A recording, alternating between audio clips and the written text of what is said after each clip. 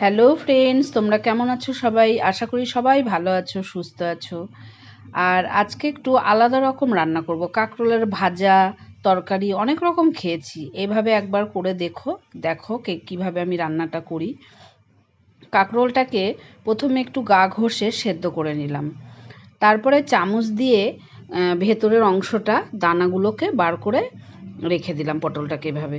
আর একটা পাত্রে একটু চালের গুঁড়ো, ময়দা আর সুজি নিলাম। এটাকে একসাথে মেশাবো। আর আরেকটা পাত্রে একটু সর্ষে, কাঁচা লঙ্কা আর কাঁকরোলের দানা যেটা ছিল ওইটাকে পেস্ট করে নেবো আলাদাভাবে।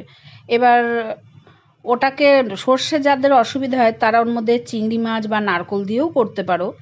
এবার পেস্ট করে যে রেখেছি ওটাকে, ওইটাকে একটু লবণ দিয়ে ওর মধ্যে, কাঁকরোলের মধ্যে পুরো ভরে রাখলাম।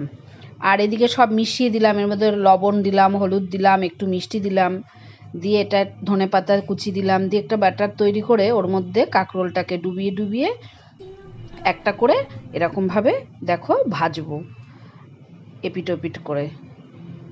খুব সুন্দর খেতে, না খেলে বোঝা যাবে না। একবার বাড়িতে সবাই ট্রাই করে দেখো, আশা করি খুব ভালো লাগবে। আর যদি ভালো লাগে কমেন্টে অবশ্যই জানাবে, আর আমার চ্যানেলে পাশে থেকো সব।